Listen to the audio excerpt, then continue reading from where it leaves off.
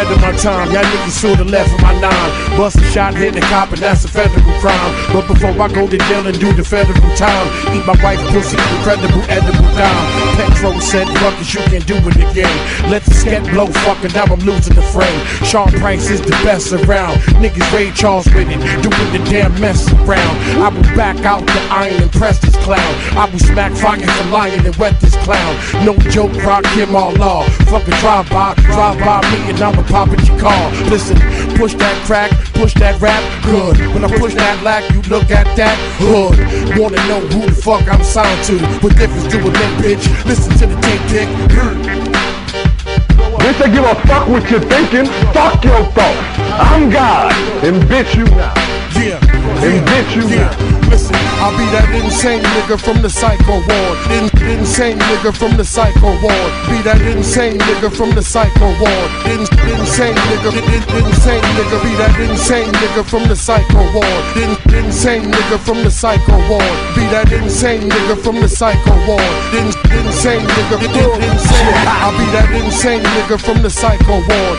Insane nigga from the psycho ward. Be that insane nigga from the psycho ward. Insane nigga, insane nigga. Be that insane nigga from the psycho ward.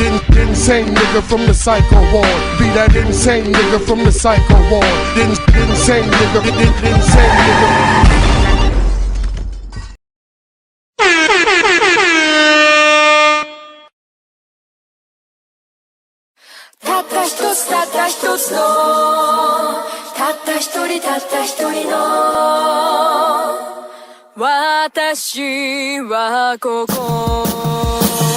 Reparations on the table, nigga, we ain't seen shit. Put us under pressure, nigga, we ain't even sweat. Came out shining like a diamond in the middle, what's a mess?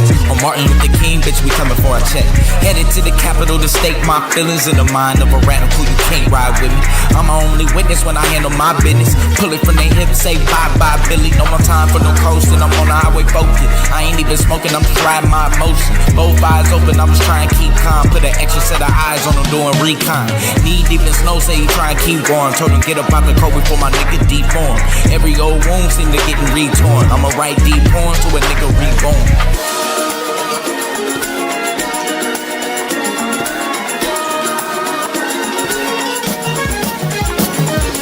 I'ma make a statement before I make it out alive. No Channel 5, I would rather make it live. Before the news try to make a nigga out alive. But the pain in my eyes on a much bigger prize. 5-0 on both hands in the sky. Little do they know it's no plan to survive. I ain't finna give them no chance to decide. I'ma put they feet in both hands in the fire. Dancing in the fire like Meshack. You gon' test the water, never get both feet wet. We done overexposed the city defense to the overexposure indecent. They don't know they diving in the deep end. Ain't no way that they surviving through the weekend. Everything blown in the flash like a beacon. Drowned in the flames, it's too late to let it sink in.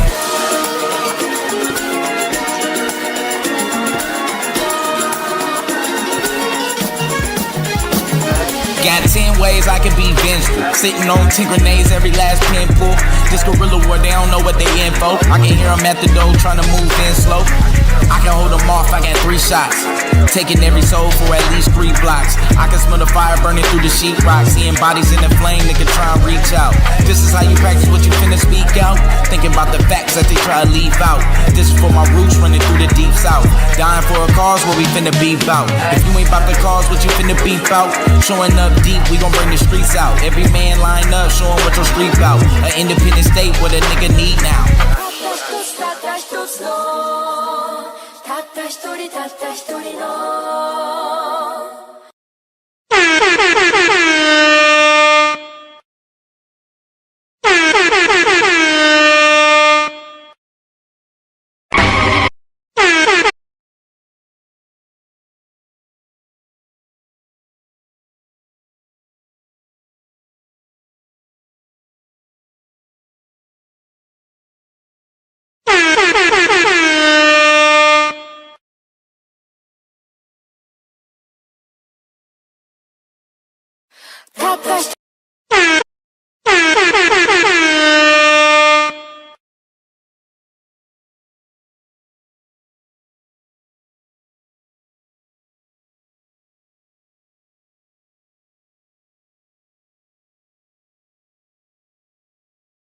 got true game, but peep game, man, they've been playing me all my life, man. You know, I won the title a couple of times, did right, you know what I mean? But they can't hurt us, man. We're gonna do it. Get up in the ring, man. You gotta handle yourself, man. You don't got nobody out there with you. I got to show you, man. Get up in there, put that head, man. Come on, get back on that shit one time, man. You got out with blood, man. Come up to it, man. Come on, bust that nigga hole, man. Nigga talking that shit about you. Main objective out here is to do nothing but eat, MC for lunch. Hey, man, they've been playing me all my life, man. You know, I won the title a couple of times, did right, but they can't hurt us, man. We gonna do it. Get up in this ring, man. Put this glove and show you the hand. So I'ma let the world know the truth. You don't want me to shine, you study my rhyme, and you lay your vocals at the mine, that's a bitch move. And if you really wanna show off, we can get it on live in front of the cameras on your own sitcom. I let you pick the verse, fuck it, I let you kick them all. I'll even wait for the studio audience to applaud. Now watch me rip the tap from your arm, kick you in the groin, stick you for your Vanguard award in front of your mom. Your first, second, and third born, make your wife get on the horn, call Minister Farrakhan, so he can persuade me to squash it. I say no, he started it. He forgot what a hardcore artist is. A hardcore artist is a dangerous man, such as myself. Train to run 20 miles of soft sand, on or off land, programmed to kick hundreds of bars off land from a lost and forgotten land. You done did it, man. You done spit it some wax shit and probably thought that because it's been a minute I forget it. Fuck that, it's like Common and Cube. I see the bitch in you, and I'ma make the world see you too, motherfucker. Champion by second round knockout, 3 minutes and 40 seconds.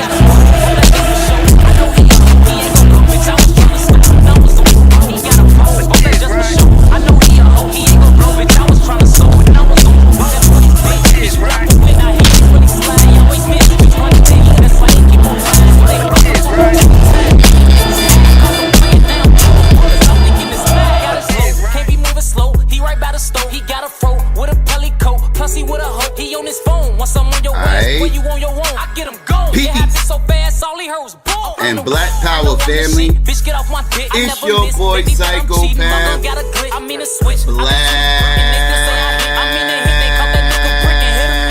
Lojo then put one up top. You know we gon' rap, ain't no cap. She know that I'm that. It's me and my eyes, so relax. We on beef on wax. I see you outside. Show your hand. You need to quit playing. We all know you lying. Lojo then put one up top. You know we gon' rap, ain't no cap. She know that I'm that. It's me and my eyes, so relax. We on beef on wax. I see you outside. Show your hand. You need to quit playing. We all know you lying. Let me get to the shout outs real quick.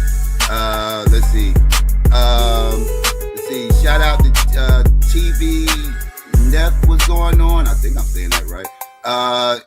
See, Emmanuel was good. Dance and these $1,000 pants. Don't disrespect me and my mans. Spending a whole lot of choppers on your ass. Scram, we just putting dollars on your head. This ass nigga gave his mama to the feds. Little brother, big brother, solid got the dress. DZ, DT, solid keep the bands. Little bitch can't keep her pussy out my hands. Got a real hood red hooky on my hands. House like a blues roller tookies on their ass. I be in the bay rolling cookies on their ass. I be in the nuts, you weed at me as bust. Cause I can't be jealous of weed, I'm never stressed. See the booty from the bottom, that thing a double decker. Good. Just got a summertime tan.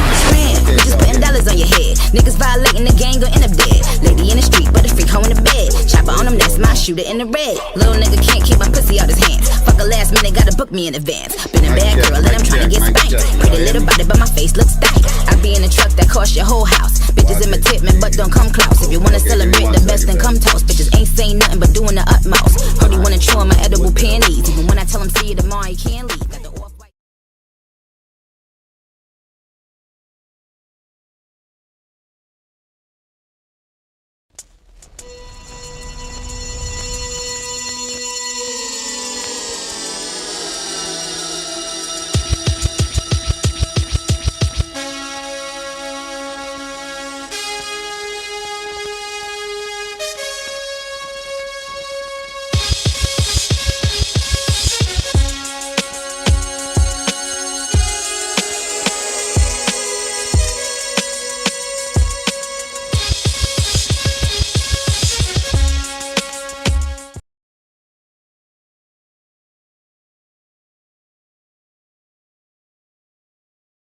All right, let's try this again. Mic check, mic check.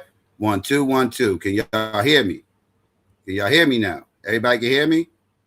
This is wild. I don't know what these issues is I'm having right now. This is not good. All right. Let me see. I'm gonna skip all the shout outs. We just gonna get straight into this because I am having a long night and a long week. And yeah, we just gonna get into this. So yeah, family. As y'all can see, okay, we good. All right, thank you. All right. Now, as y'all can see, family, we got another debate for the 2026 debate season.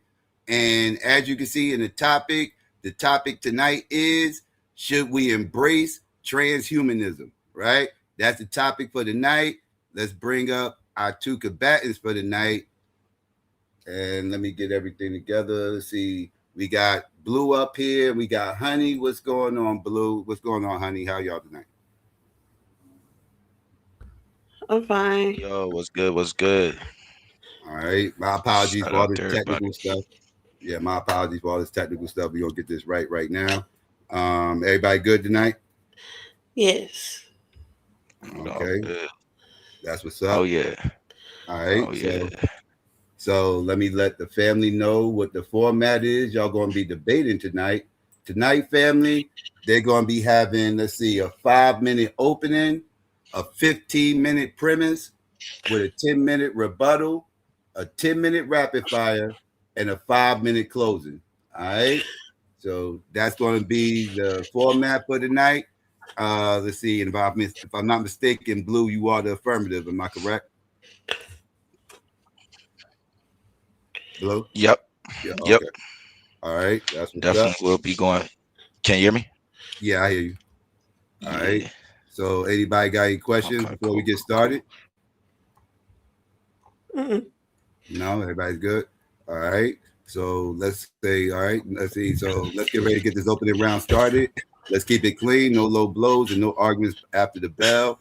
Let me drop y'all down and we'll be right back and we'll get this started. All right. So let's get ready for the opening round, family. Let's go.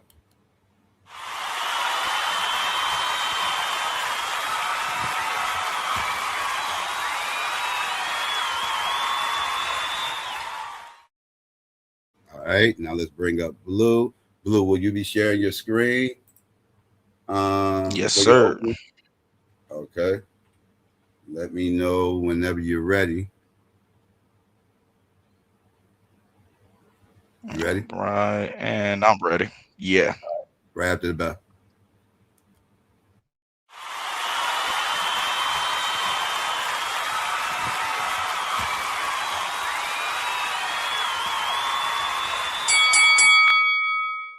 Tonight's debate is, should we embrace transhumanism? Tonight I am taking the stance of the affirmative. That is a statement I am not making casually. It is not a conclusion. I mean, it is literally a conclusion that I've reached following the evidence, the scientific evidence, the philosophical evidence, and the moral evidence, wherever it leads. Tonight, my argument is based around a few simple principles. The human body is not a finished product. It is the best available hardware from 200,000 years ago, built by evolutionary pressure for one purpose: the survival on the African savannah, not for information complexities of the 21st century, not for competing with systems that process millions of times more data per second, and not for carrying a consciousness that has long since outgrown the container it was given. Today, as the affirmative, I will prove three things. First, that biological limitations are written in the DNA, and what is written in code can be rewritten. Second, that we are minds that use a brain, not brains that generate a mind. And the distinction matters more than anything else in this debate. And third, that the merger of mind and technology is not the end of humanity. It is the end of the biological ceiling that has always imprisoned us. So let's talk about it, right? The resolution before we even get started on the debate: should we embrace transhumanism? Right? Let's define transhumanism precisely: the deliberate use of technology to transcend the biological limitations of the human body and mind, because those limitations are not fundamental laws of the universe. They are contingents. They are contingent arrangements written in biology, and contingent arrangements can be changed. Our case rests on three claims, right? The body is a prototype, not a finished product, meaning that the body is extraordinary and it is not the final answer to the question of what a container for human consciousness should look like. Two, we are minds that use a brain, not brains that generate a mind. This distinction is not semantic.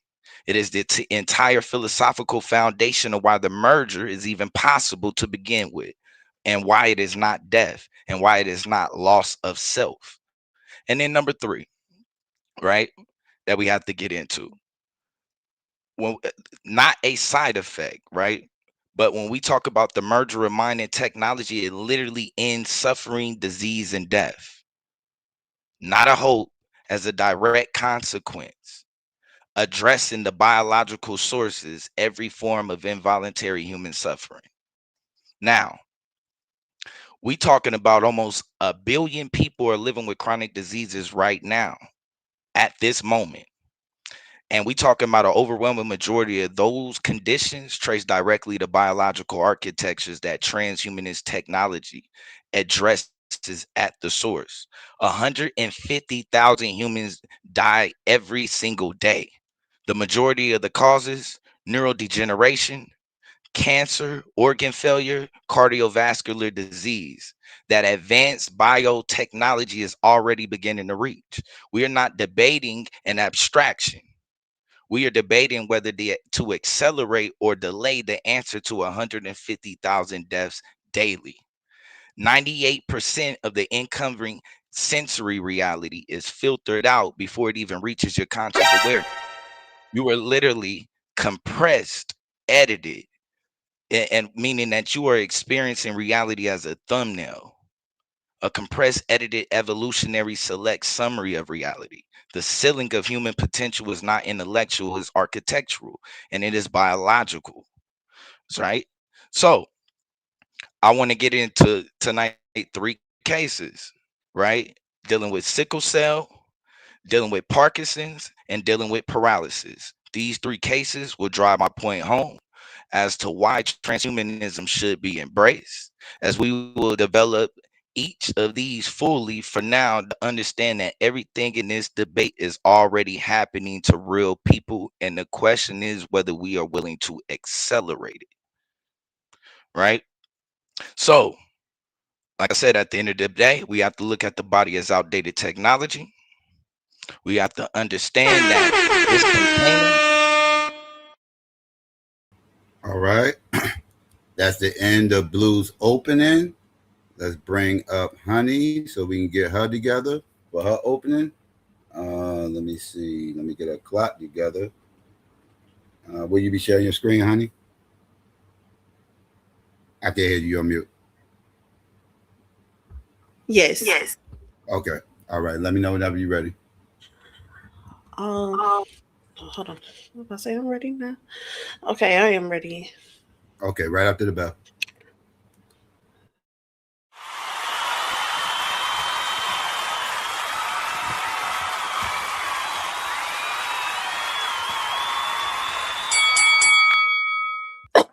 I'm sorry. Hello, everybody. Good evening. So today we are asking the question: should we embrace transhumanism? And I am saying no. Transhumanism should not be embraced because it rejects the intrinsic value of being a human and treats our nature as if it's just defected, just to be engineered away. So for the definitions right now, I can just ground us. Hardware refers to the physical, tangible components of a system. Software refers to the programs, procedures, and information that run on that hardware, right? So transhumanism is like by the Britannica says, transhumanism is a philosophical and scientific movement that advocates using technologies like genetic engineering, cryonics, AI, and nanotechnology to augment human capabilities, slow or eliminate aging, and eventually create an enhanced species that transcends humanity, the post-human. Today, my opponent Blue is going to try to sell you a dream. He wants you to believe that simply being human is a flaw, that our emotions, our limitations, even our morality are defects to be corrected. But before we buy the dream, we must ask, who defines perfection? Who decides what the ideal human should look like, feel like, or desire? And why should we trust anyone, governments, corporations, or technologists with that kind of power? So I have 5 contentions today. Contention one is transhumanism undermines the value of being human. A society that rejects the value of humanity cannot protect the rights of humans. Transhumanism threatens democracy and deepens inequality. Transhumanism doesn't solve inequality, it hardwires it into the human genome, right? It just creates unequal humans. Right? Transhumanism rests on flawed science and dangerous assumptions. We should not redesign humanity based on scientific assumptions that are still unproven and potentially wrong, right? My contention four is that transhumanism leads to coercion and echoes eugenics. If a movement echoes eugenics in its goals, methods, and moral reasoning, we should reject it, not embrace it. Transhumanism diverts resources from real human needs, right? It's like humanity's problems are social and political, not biological. You can't just solve all of our problems by changing our biology, and now the world is a better place. So I stand on the side of philosophers who warn that transhumanism misunderstands humanity and threatens the foundation of our moral and political life. Susan B. Levin argues that transhumanists fundamentally misunderstand suffering and aging. They overvalue technology control and cannot deliver the utopia they promise. Blue. So, Francis Fukuyama warns that biotechnology threatens human rights because post human beings may not fit into a liberal democracy. If some beings have radically enhanced cognition, bodies, or lifespans, the premise of equal political standing just collapses. Liberal democracy depends on the idea that no citizen is biologically or cognitively superior in a way that structurally dominates others. Transhumanism introduces inequalities that are not just social, they're ontological. So that's why I have the definition of ontological here, because it's a bread of metaphysics concerned with the nature and relations of beings, just what it is to be, right? What is it to be human? What is it to be a being? So transhumanism should not be embraced. It rejects the intrinsic value of being a human. It treats our nature as a defect. Its pursuit of radical enhancement would create permanent inequality, undermine democratic society, and rely on speculative science that echoes past attempts to improve humanity through coercive means. Instead of chasing post human fantasies, we should invest in real human needs and preserve the dignity and equality that define us. Thank you. That's all.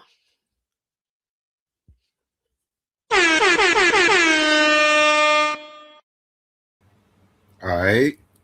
That's the end of the opening round, family. Let's get to the premise round.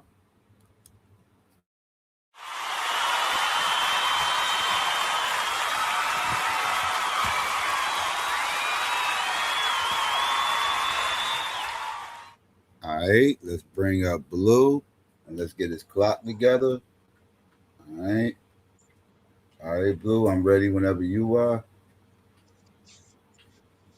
All right, I'm ready. Right after the bell.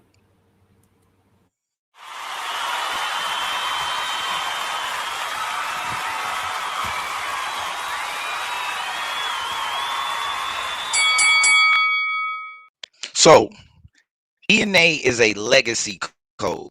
We were born running a 3.5 billion year old written not for flourishing, but for replication.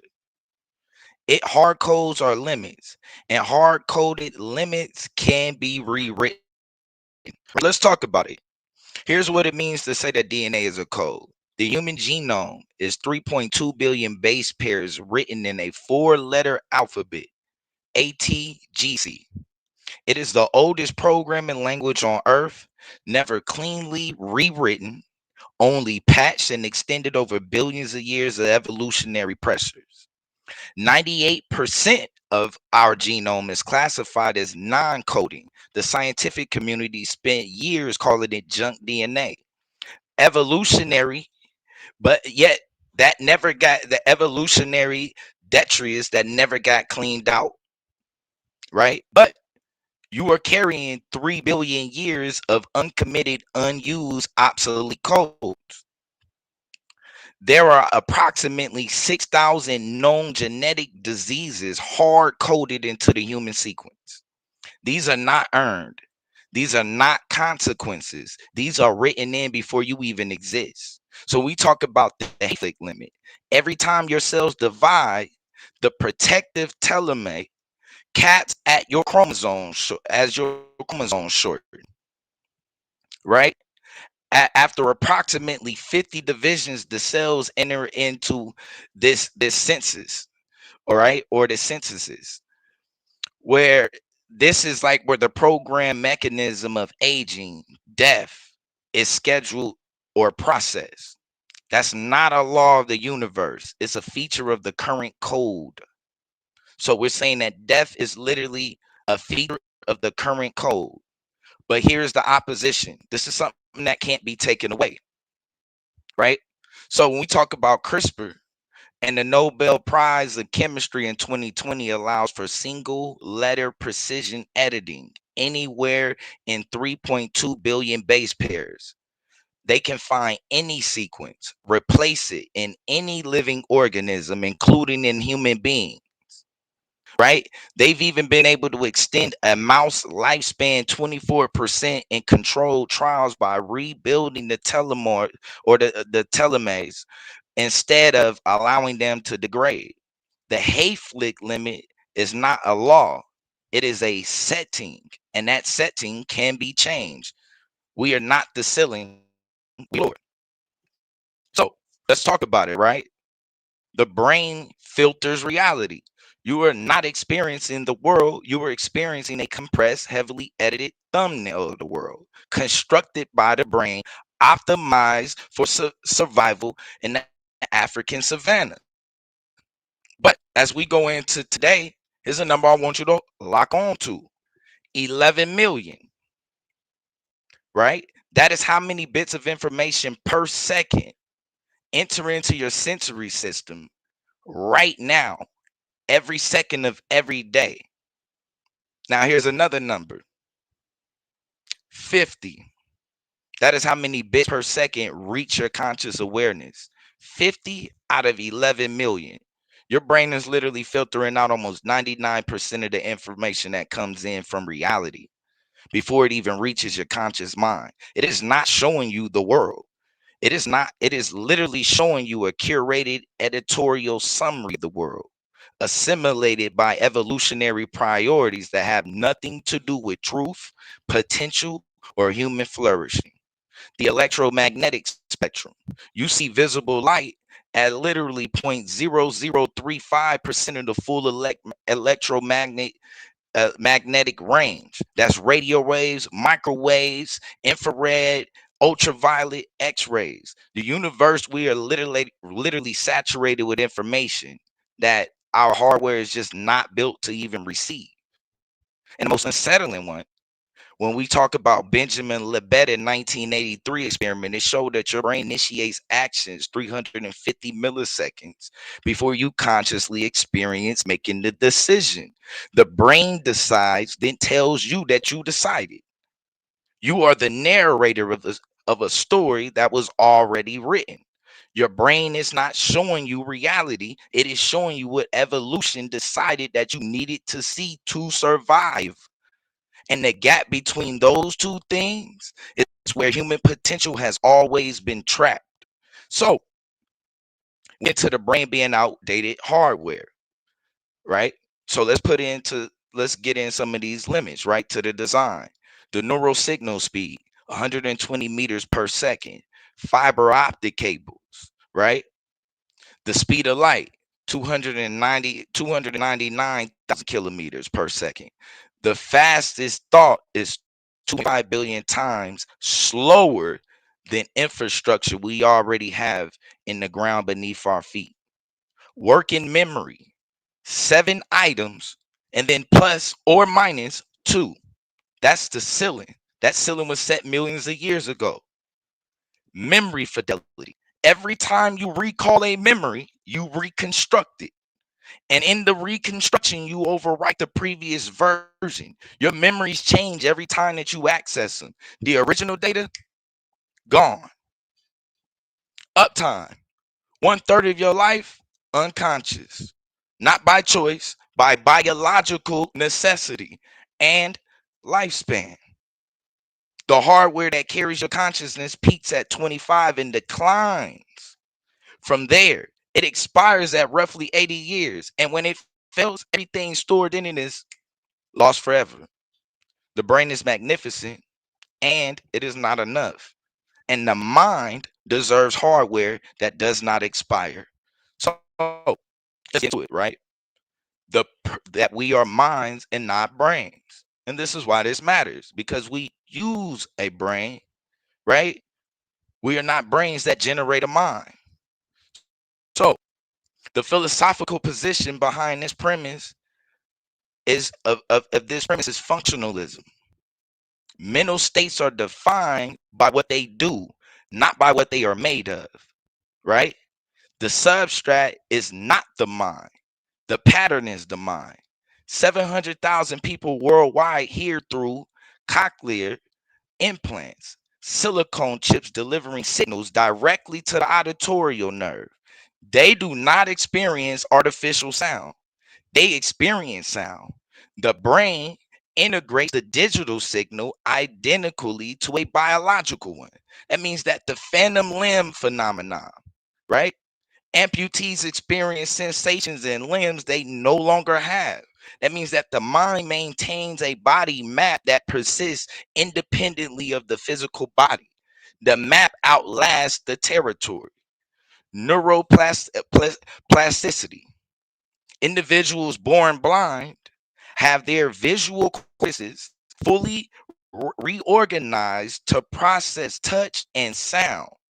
The minds needs reorganize the brain.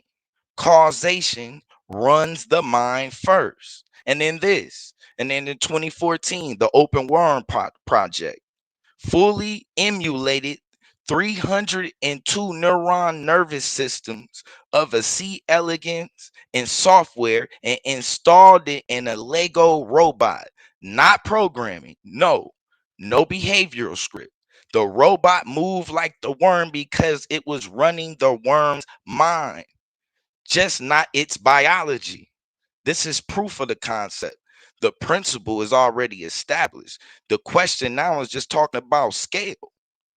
So, what about what murder actually even means? It's not something that's distant science fiction. It is a road we are already walking on. Stage 1, cochlear implants, retinal prosthetics, pacemakers, brain gate BCIs, allowing paralyzed patients to type at 90 characters per minute with thought alone. This is working. Stage 2, Neuralink N1 chip. First implanted in human beings January 2024, already allows cursor controls, chess, internet browsing through thought alone. Stage 3, deep synchronization, high bandwidth bidirectional BCIs at gamma ray frequencies. When artificial node phase locks with biological neurons at 40 hertz, it is not connected to the mind, it is part of the mind.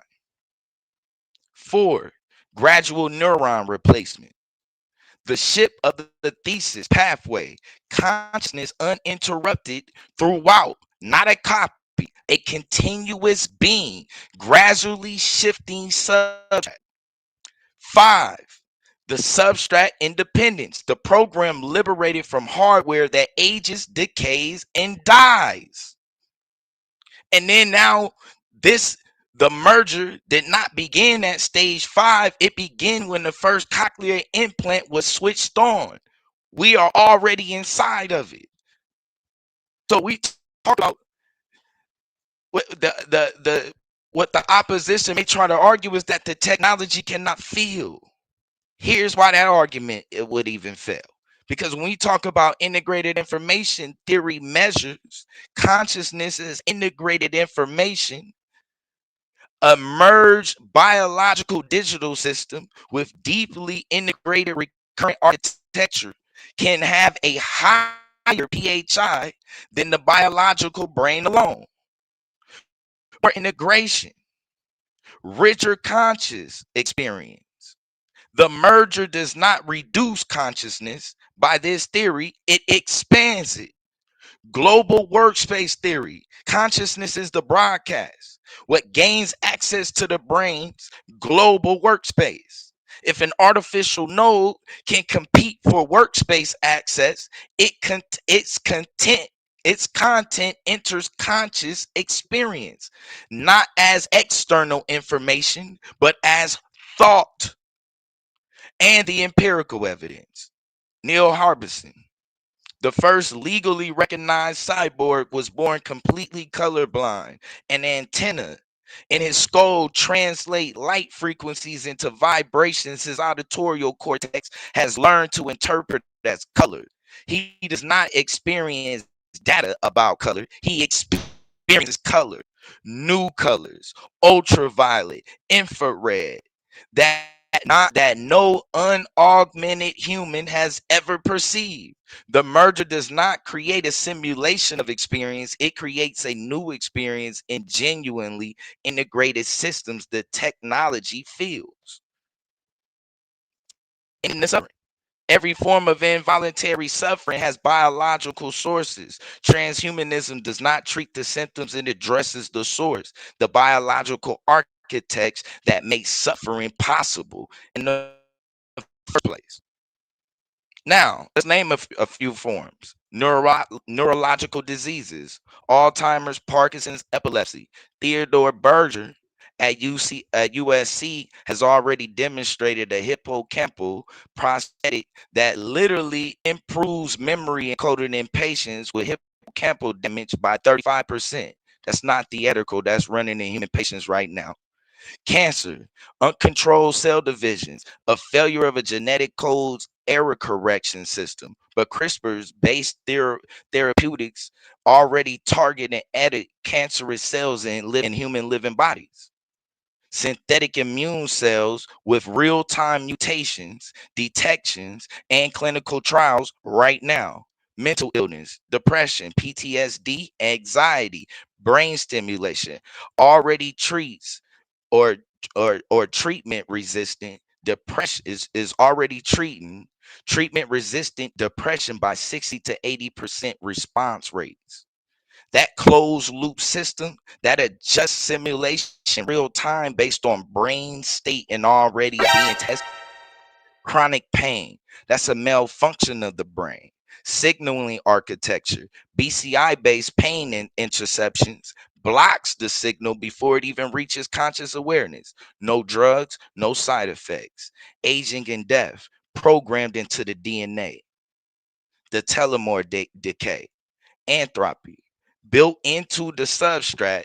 Independence address each layer of this program. And cognitive suffering, a merged mind has access to real-time cognitive support, not pharmaceutical, not symptomatic, but architectural. The hardware distress, it is replaced by the hardware that is not producing.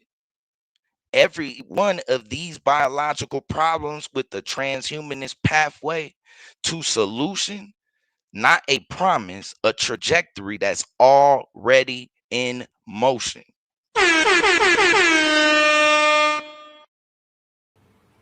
All right, family, there you go. That's the end of Blue's premise. Let's get Honey up here so we can get her together for her premise. All right. Get the plot together, Honey. All right. Okay, I'm ready whenever you are. Make your thing full screen. right, is that okay? There you go. All right, let me know when you're ready. Hold on a second.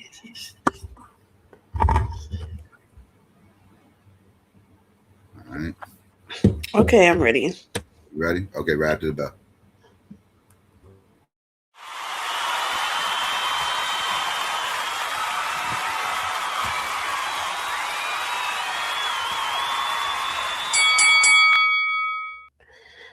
Okay, hi. Um, Hope you didn't get very confused with Blue rambling, but I'm going to try to explain transhumanism to you simply. Okay, so transhumanism begins with the claim that human nature is a problem to be solved. Leading transhumanist thinkers argue that there is nothing intrinsically valuable about being human and that our emotions, limitations, or vulnerabilities are defects to be engineered away. So, but if being human has no intrinsic value, then the moral foundation of human rights collapses. Rights depend on the idea that all humans share equal worth. If some people become post-human with superior cognitive or physical abilities, equality becomes impossible. The moment we accept that some forms of life are better than others, we open the door to discrimination, coercion, and the erosion of human dignity. So, transhumanism promises radical enhancements, super intelligence, engineered genetics, extended lifespans. But these technologies, in reality, would be extremely expensive and accessible only to the wealthy. That creates a biological elite with permanent advantages, right? So, this is not hypothetical. Every major technological innovation from medicine to computing has begun with unequal access.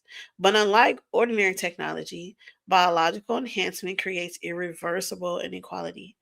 If the wealthy can enhance their intelligence, their lifespan, their physical abilities, they don't just gain wealth, they gain biological superiority. So, this reoccurring pattern with unequal technological access is happening with vaccines and antibodies. Unequal access to medical technologies has long been documented, right? And it was in the beginning one of the things that separated us physically with health and healthcare and access to different medicines. As we know, we were test subjects, right? Computers in the mid 20th century, early computing power was concentrated in wealthy institutions. The unequal access shaped who could innovate, participate in research, or benefit economically. The earliest networks, the ARPANET, were limited to government and elite research institutions. So today's digital divide shows that access to the internet still mirrors socioeconomic inequality. Wealthier communities enjoy faster, more reliable access, while poorer and rural communities lag behind. We saw this even during COVID when they were trying to rush and give people free internet, rush and give them everything so that they can do at home schooling, or some people didn't need that. My sources are at the bottom. I'm sorry I didn't tell you guys that first. So this destroys the foundation of democracy, which depends on a political equality. A society where some citizens are literally biologically superior is not a democracy; it's a built-in caste system. So transhumanism, it doesn't solve inequality. It kind of hardwires it straight into the human genome. So transhumanist proposals rely on outdated and oversimplified views of genetics, intelligence, and the brain. Complex traits like creativity, empathy, and reasoning are not controlled by single genes or simple biological switches. They emerge from intricate interactions between biology, environment, and experience. Yet transhumanists assume that we can upgrade these traits like software. Right? So our body will be the hardware and all of the traits that we have, that's our software. So now it just can get upgraded. That's not supported by any current scientific consensus. It is speculative, reductionist, and it ignores the risk of unintended consequences. When you treat human beings like machines, you get machine like solutions, cold, simplistic, and dangerous to humanity. So the contention for is the pathway to coercion, right? So coercion through required enhancement. So once transhumanism claims to support autonomy, but in logic it leads to coercion. If enhancement is morally required, then parents who refuse to enhance their children become negligent, right? The same way that parents who refuse to give their children a vaccine become negligent. Parents who refuse to go to the hospital with their children who, you know what I'm saying, oh, we don't believe in this, it's not our belief, they become negligent, right? Because as when once it becomes required and you feel like you don't want to do that, right? Then it becomes negligent. But this invites state intervention and social pressures to then follow this. And we've all had this before. It was eugenics. We know the history of this kind of movement. But in case we don't, let's go talk about it. Eugenics is a pseudoscientific movement claiming society can be improved by controlling human reproduction. It was coined in 1883 by Francis Galton, who believed desirable traits could be bred into the population. Rooted in misinterpretations of Darwin and Mendel, promoting the idea that social traits, intelligence, poverty, fitness, were hereditary. Early supporters believe eliminating undesirable traits would reduce suffering, on an idea now recognized as discriminatory and scientifically invalid. Everything that I just said right now is what Blue is trying to say transhumanism can do, right? But we understand also that with eugenics, who decided what intelligence was? Who decided who should be in poverty, what fitness was, what background you could have, what color, what disease? Who decided that? You know what I'm saying? Were the people who were the elites in society, right? So let's look at eugenics right here in the United States, right? Because the United States became a major center of eugenics policy. In 1896, the first marriage restrictions for people labeled feeble minded or epileptic occurred. Epileptic. What does that have to do with you being able to be married, right? Because that means that you have seizures. So in 1907, the first compulsory sterilization law, which eventually 60,000 plus people were sterilized across more than 30 states. Right? And this um, sterilization law wasn't for, oh, you did a crime, you did, no. It was minorities, women who they just decided shouldn't have children.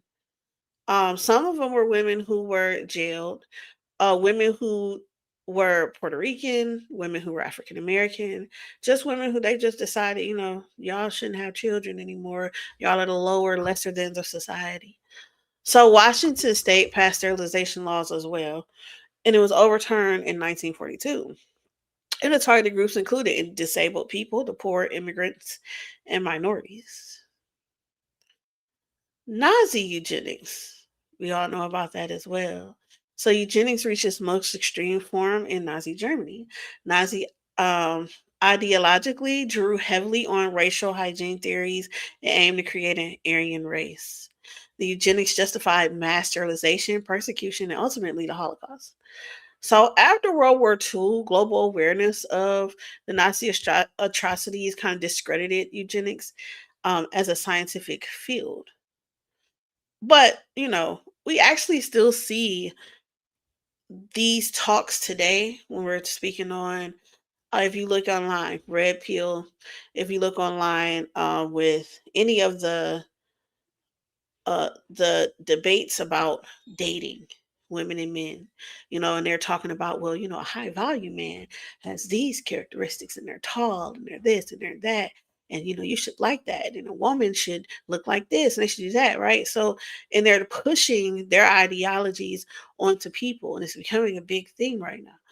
So eugenics hasn't really gone away. It just has gone away as far as when you're talking about governments pushing that onto the people.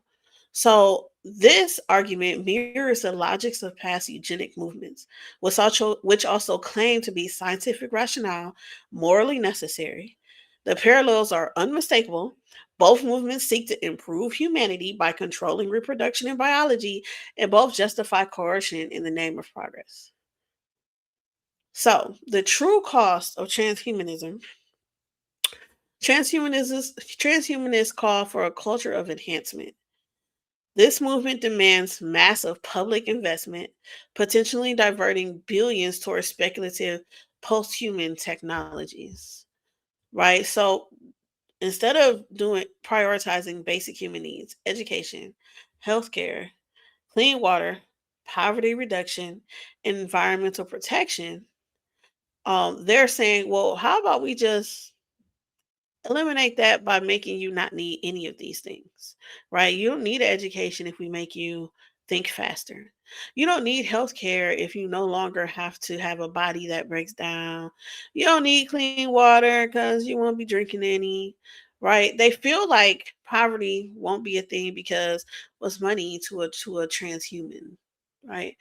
And then environmental protection is unnecessary because we don't need water or food.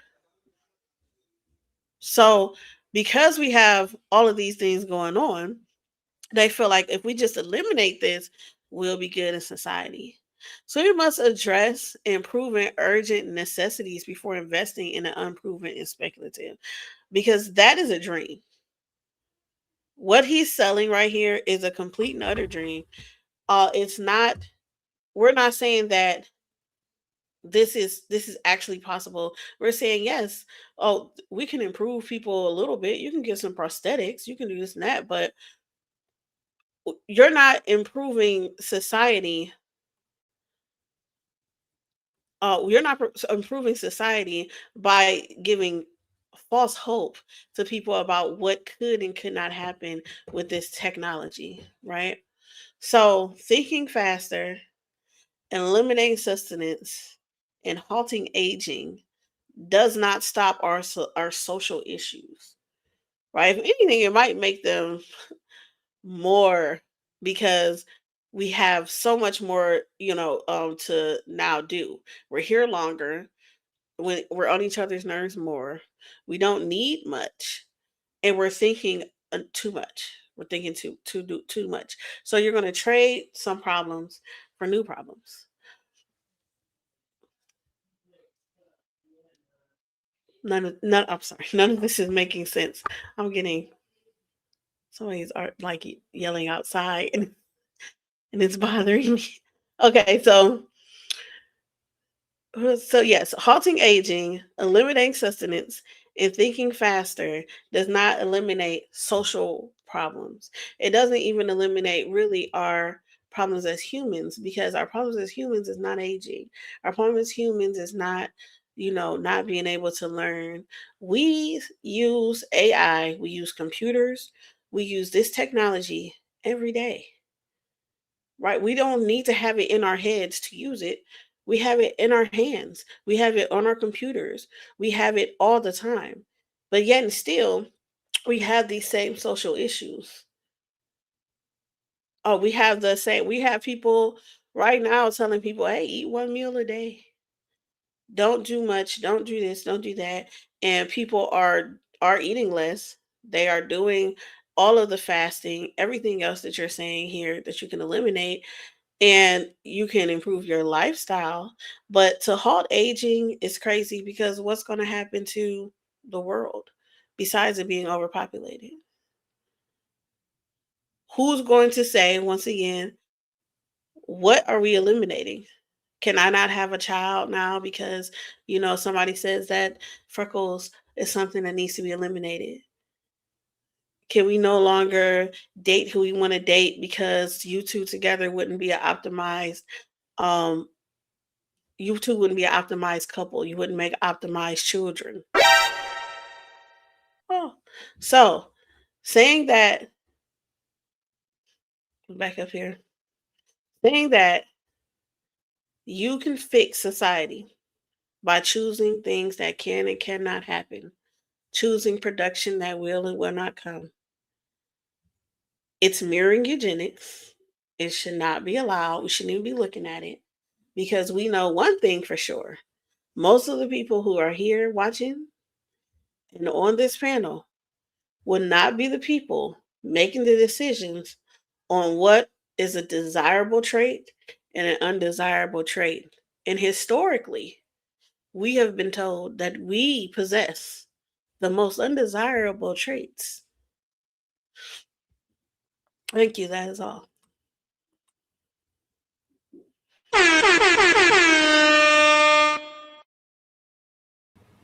All right, family.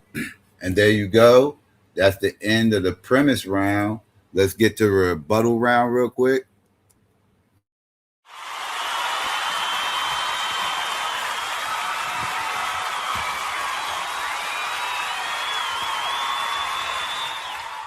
All right, and let's bring up Blue. Let's see, Blue, will you be sharing your screen? Yes, please.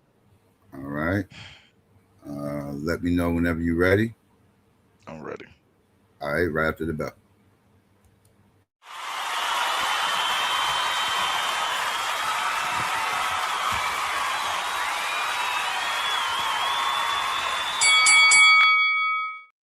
Now, the negative has made 4 charges. 4 charges against transhumanism, and I'm finna knock out every last one of them. Right? And I'm gonna tell you why. Because and I'm using them directly and specifically with the evidence that was available to my opponent had they chosen to read their own sources to the end. Because here's what makes this rebuttal different, right? We know that they are reading based on the exact I know exactly what they were reading based off of the phrase and how certain terms and things were framed, right? Like, I was able to kind of identify some of the sources that she drew from, even though those weren't sent to me, but we good, right? And so those sources, they just don't support the conclusion that she is drawn. And I'm just going to go ahead and just say it. This is what you call quote mining, right? When you're using a source that doesn't actually support what you're actually stating. So what I'm going to show is that from the core of the response, basically, is that everything that she showed and that her argument actually ends up agreeing with me from the cited authors that she even showed. So, right? Phrase treats our nature as a defect to be engineered away. We got to deal with that first. This is Michael Sandel, The Case Against Perfection, Harvard University Press, 2007. Possibly she got a little bit of this from Leon Cass as well, Life and Liberty and Defense of Dignity. But that phrase, permanent inequality and undermined democratic society, that's Francis Fukuyama, right? We're going to deal with that too. The phrase speculative science, that is a president's council of bioethics report beyond year 2003 by Leon Cass again. So we got a common theme of some authors that's going to kind of pop up where we getting these things from. And I want to deal with one more phrase that she used in her premise. Echoes past attempts to control or improve humanity. Now, Sandel explicitly supports treating disease and disability. His objection is narrowly to competitive enhancement in designer children, not to medical intervention. Fukuyama's conclusion does not call for banning biotechnology, it calls for regulating it. He proposes international governance for a framework. That's what he was supporting. Then even when we get into the Cass Commission, that report, which was published in 2003, 21 years before technology in our affirmative in my case. So the speculative science is now FDA approved. That's where we're gonna really have some issues. But let's go and get to it. The intrinsic human. Start with charge number one. The negative says that transhumanism rejects the intrinsic value of being human and treats nature as a defect to be engineered away. Now, Michael Sandel writes, and I am representing his position accurately, that genetic enhancement, excuse me, is problematic when it is done for competitive advantage. When parents design children for athletic superiority or for cognitive advantage over peers, that is the specific target of his critique. He explicitly and repeatedly carves out an exception for the treatment of disease and disability. He writes that the moral status of genetic intervention depends on the motive behind it. Not it's not the science itself, but the motive behind the science. Treating a child's sickle cell disease, which has already been FDA approved by CRISPR, right? No longer speculative, right? Science.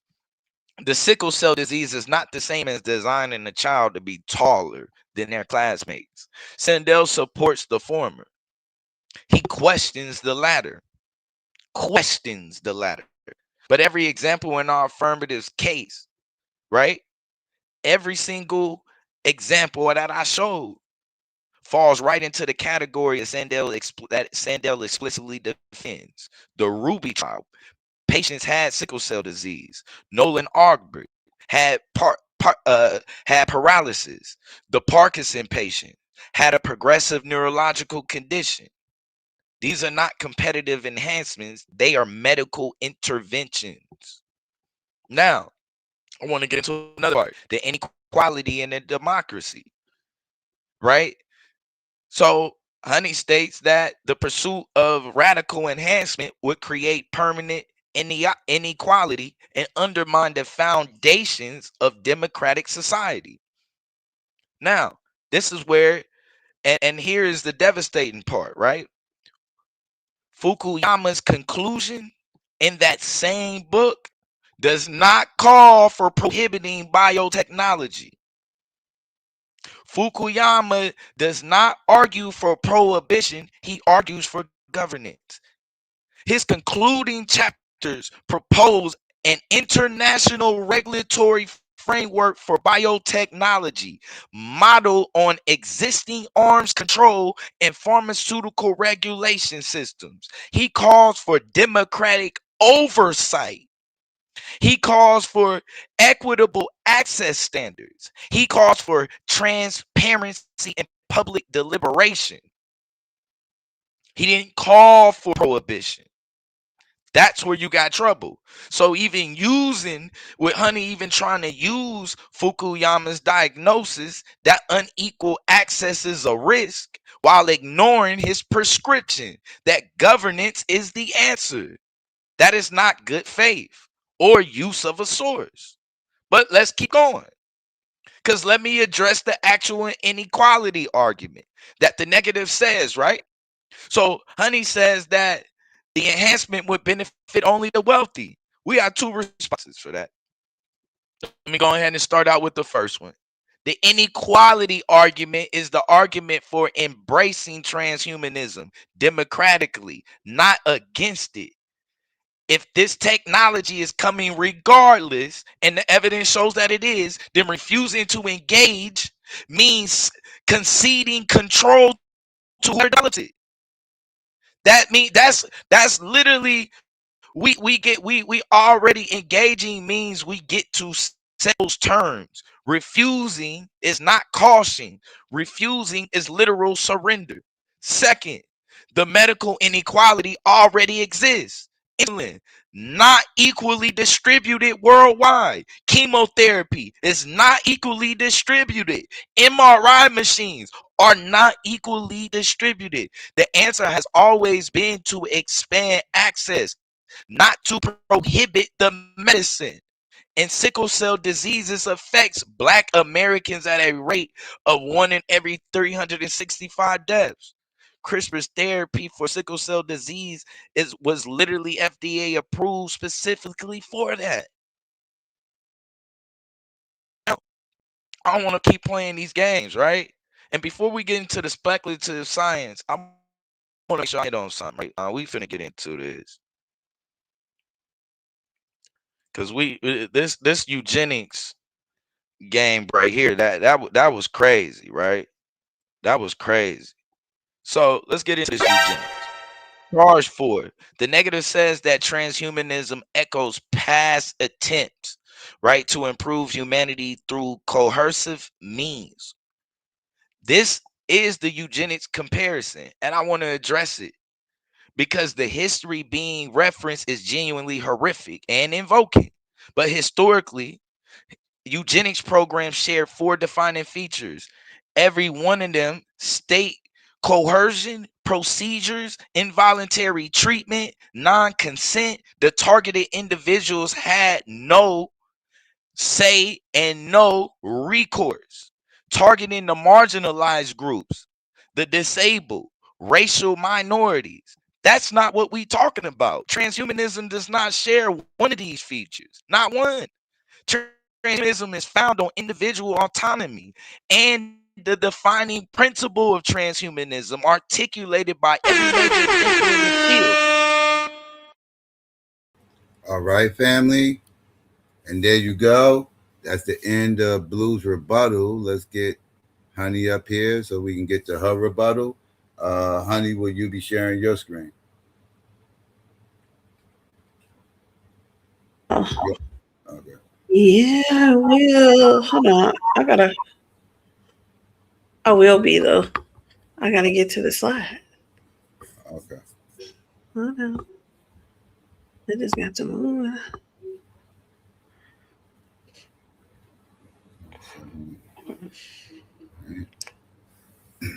Oh. Okay. Yeah, I'm ready. Ready? I don't Oh, see it. did it stop presenting? Dang. I don't see it. Okay, now I see it. Now I see it. Okay, let me know when you're ready. But make it full screen first.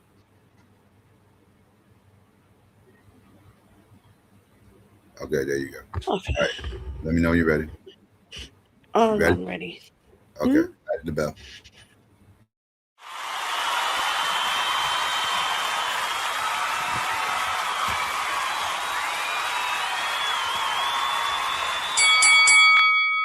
Hi. So my opponent would like for you to believe that transhumanism in its infancy is going to be where it's going to end up. And we already know that that's just not true. Where something always starts, so it seems innocently enough, it's saying, oh, of course they would start with sickle cell because it's black people. And we've always been the start because we have been seen as expendable. So in case something goes wrong, in case something doesn't happen right, in case it causes somebody's nerves to blow up or their blood to go crazy, it would be on a black person. And that's my point. My point is that where it starts and where it finishes is 2 different things. So you're saying, oh, well, look, since it worked, that means that, everything will work, right? But did people feel that way when they started off the COVID vaccine in Africa? They said, hey, let me test this over here. Let's do this, let's do that. No, they didn't. However, you feel like because this worked, that means that this is good, it's all good, everything is fine. That my argument that if this grows, it will not look good for everybody. Because that's my point. You're trying to say from right now, you believe that there is a utopia that can happen. And what I'm trying to tell you is that when you see how this starts and how it's going to finish, there's going to be a whole lot of people, mainly us at the top of the list, who are going to see a downfall from this because it is made to make people supposedly better and supposedly it can live longer and they can't, have pain or whatever you were saying. All of that sounds crazy. And a dream. And it would be nice, but it is.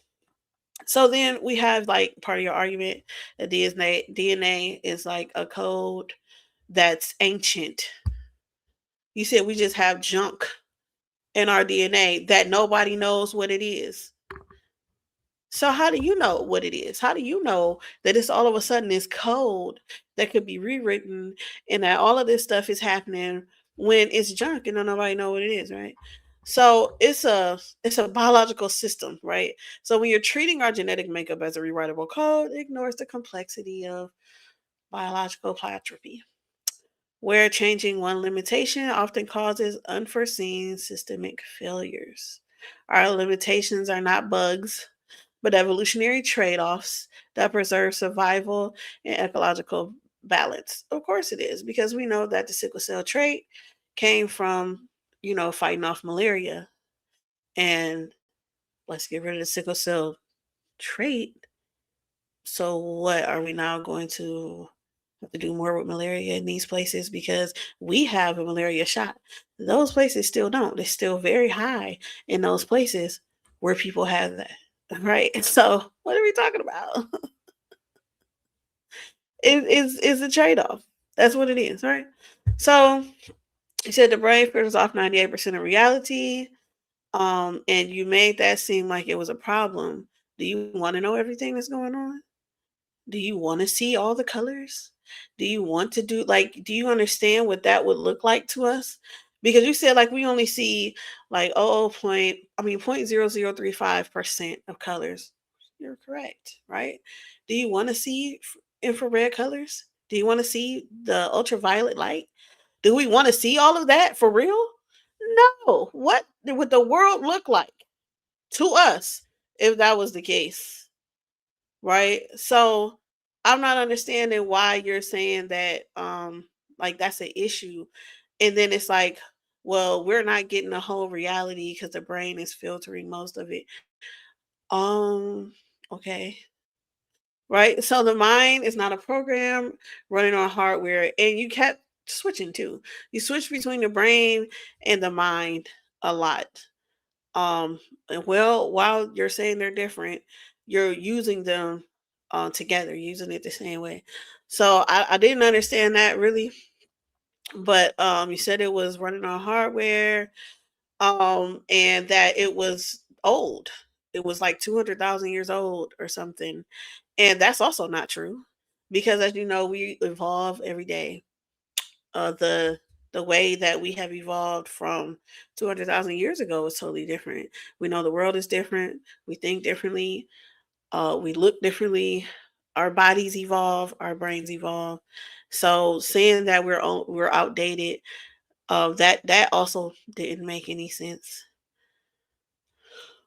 Where are we at? Suffering.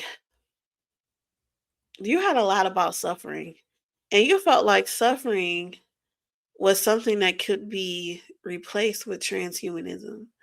And the only way it could be replaced with transhumanism is if you take away being human. Being human, it involves suffering, right? Because it involves feeling, it involves loss, it involves love, it involves heartbreak, it involves wanting something and missing it and not getting it and everything else. The only suffering you talked about was like physical pain, right? And even then, you felt like you should be able to treat the physical pain with transhumanism. Here, you said that you should be able to treat the physical pain with transhumanism. Um, but like we could just put on some plain pain blockers. Well, how is that any different than taking some medicine? And it's not treating really anything, right? But you're talking about, oh well, we got some pain here, we got cancer here, we got mental illness, we have aging and death. Aging and death. You put that on there. And I don't even understand how you had aging and death as something dealing with suffering. That's not suffering, it's just a part of life. It's part of living, it's part of being human. Is aging and death. Right? That you once again you're saying that you're not treating humanity as an issue. You came up with all these authors. You claim that I was quote mining, even though I had no quotes.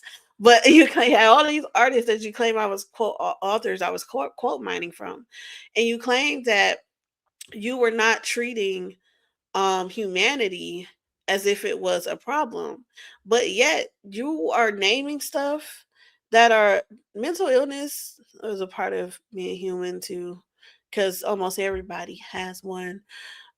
Aging and death is just part of kind of being human. Right now you have cancer on here, you have chronic pain, cognitive suffering, right? And this is some disease that I can't read, right? So all of this stuff is part of being kind of part of being human. Yes, if we could get rid of cancer, that's great.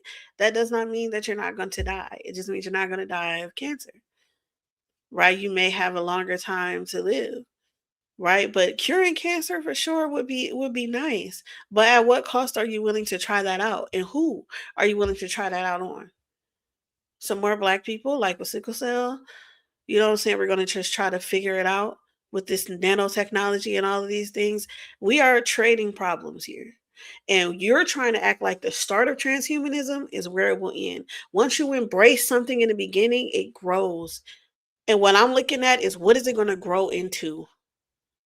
Right? What you keep on addressing is, it would be cool if we could fix this now. We could fix that now. And that's fine. But what would it grow into? Who would get that? Who would make these decisions? What would happen? That's what I'm saying. What you're doing here is selling a dream. Saying aging and death is a problem. Saying suffering is a problem. Cancer is a problem. All of these things. You're just trading off things and you're saying, well, look, hey guys, come with me to fix this. And we don't know where this is going to go, but just come with me there. And you're leading us into disaster. So I don't know what all you want to do. You said that um you know my argument didn't make sense. This is eugenics. That's what it is. You're trying to tell me what will be good, what would be bad, what is humanity, what would be best for humanity, what we should keep and take away from humanity. And you're going to tell me what you're going to do, and you're going to tell me how to do it, which is transhuman. And then the post-human, meaning that we will no longer be here. We will no longer be humans. We'll be something else. So no, we say no, say no. All right, family. And there you go. That's the end of the rebuttal round. Let's get to the rapid fire round. Let's get into that real quick.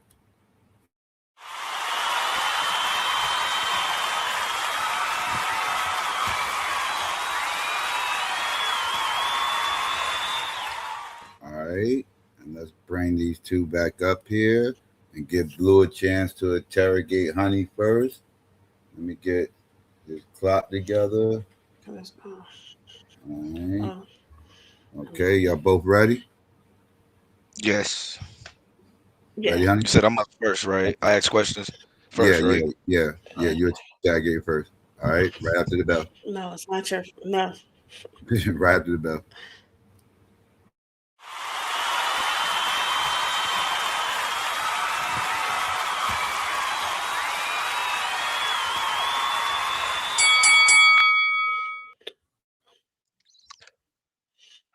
Honey, what's tonight's topic? Should we embrace transhumanism? And why do you think we should? Because it's dangerous. We don't know where it will lead. We don't know who's in charge of it. We don't know anything about it. It's dangerous to humanity in itself. It's trying to make us unhuman. Okay. So, and then just to be clear, do you think that we should embrace politics? Sure. It's social. do you think that politics treats us in a fair way? It tries. Some of them. I mean, because there's so Do many you different think it would politics. be So right?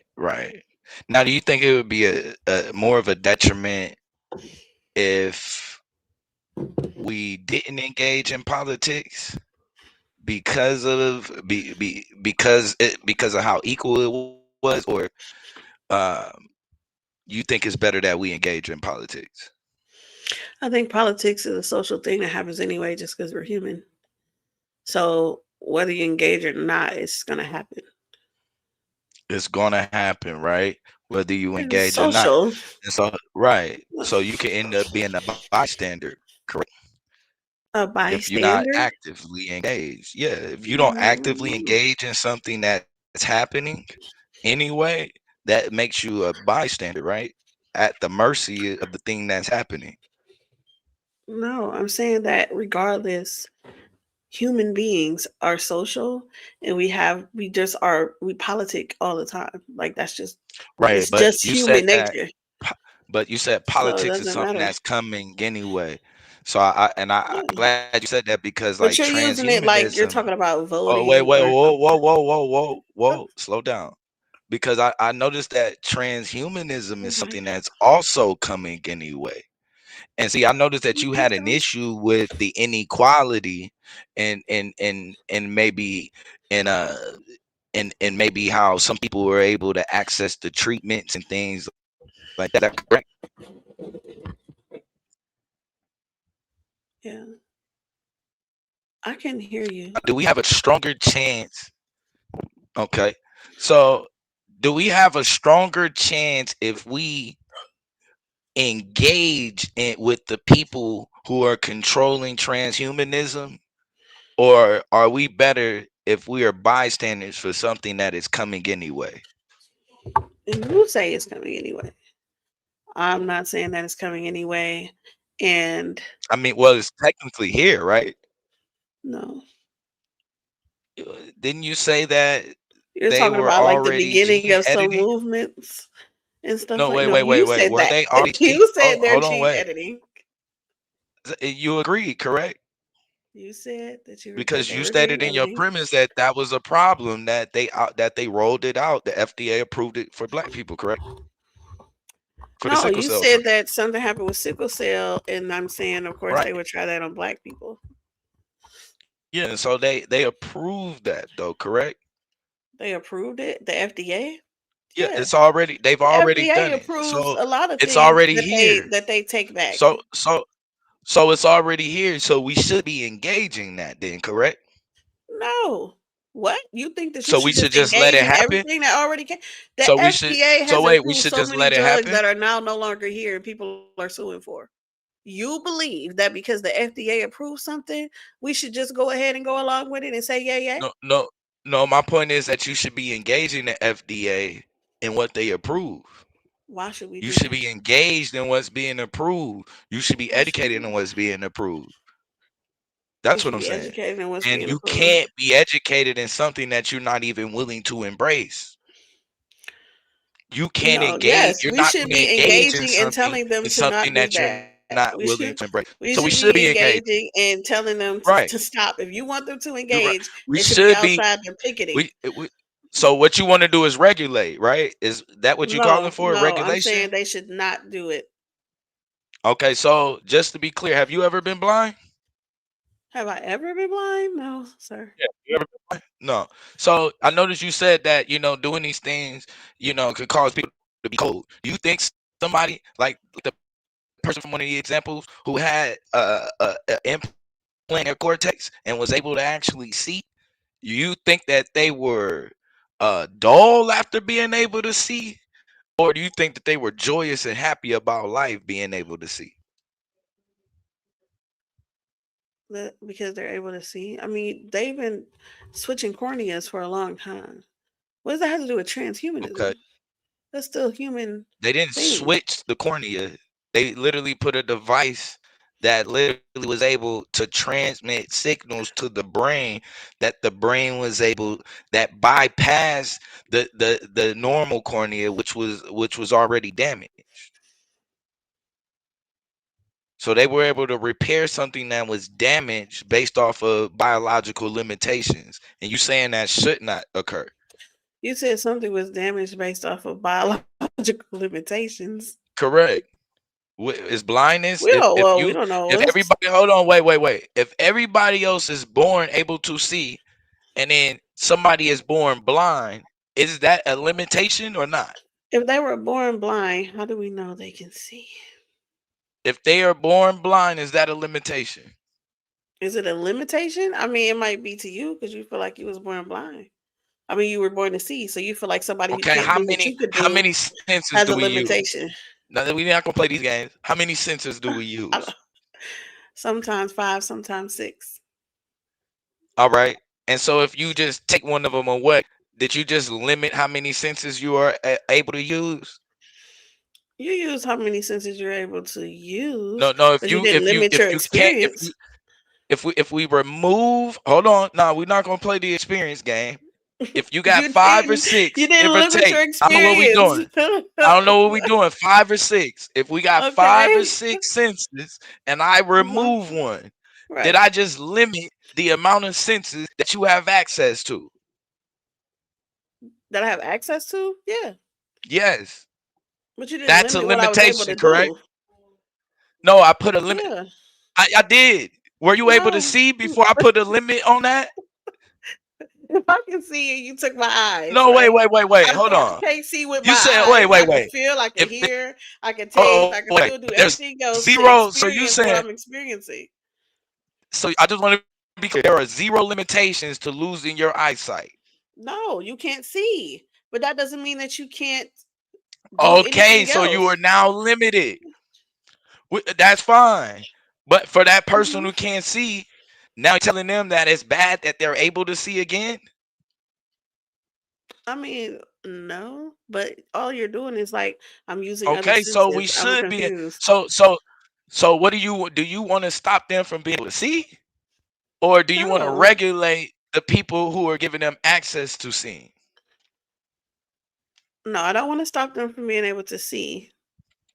But you keep acting like saying that, okay, we have this technology that somebody can see. So now what? We should just continue going and let them continue to go forward? Well, I'm confused on what you're saying. Because people were able to see by Wait, transplanting you human you said corneas go back before. to wait. We don't have to go another way. We can continue to go that way.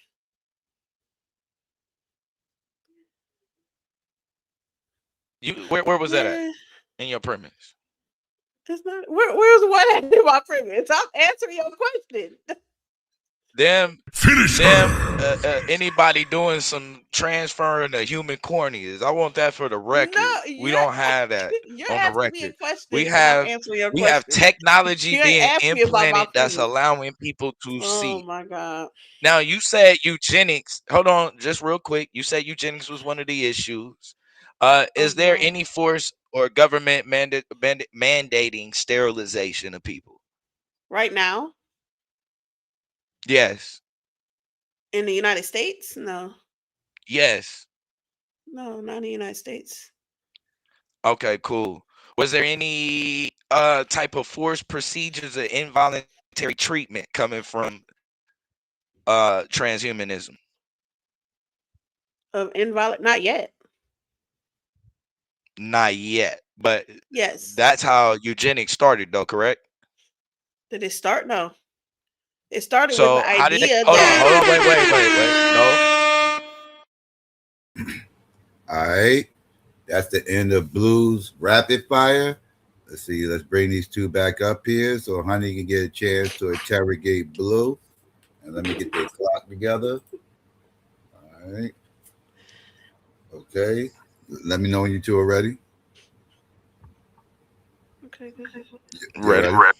Okay, right after the bell.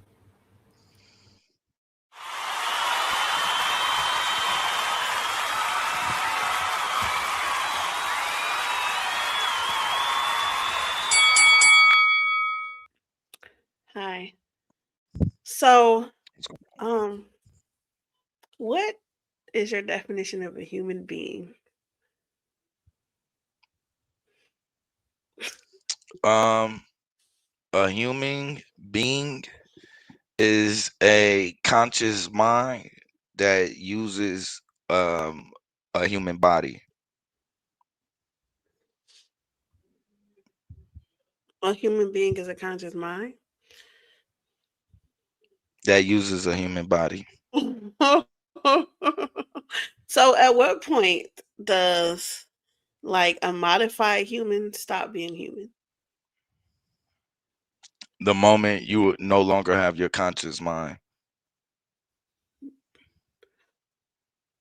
The moment you no longer have your conscious mind. So, do you think that your conscious mind can be anywhere besides your brain? Yes. Where else can it be? Well, right now we don't know where it is currently, but we know that it uses a brain. So, if to correct your question, if you're asking me, Correct can the my mind question. use, if you're asking me, can the mind use an upgraded technology other than the brain, then yes, it can.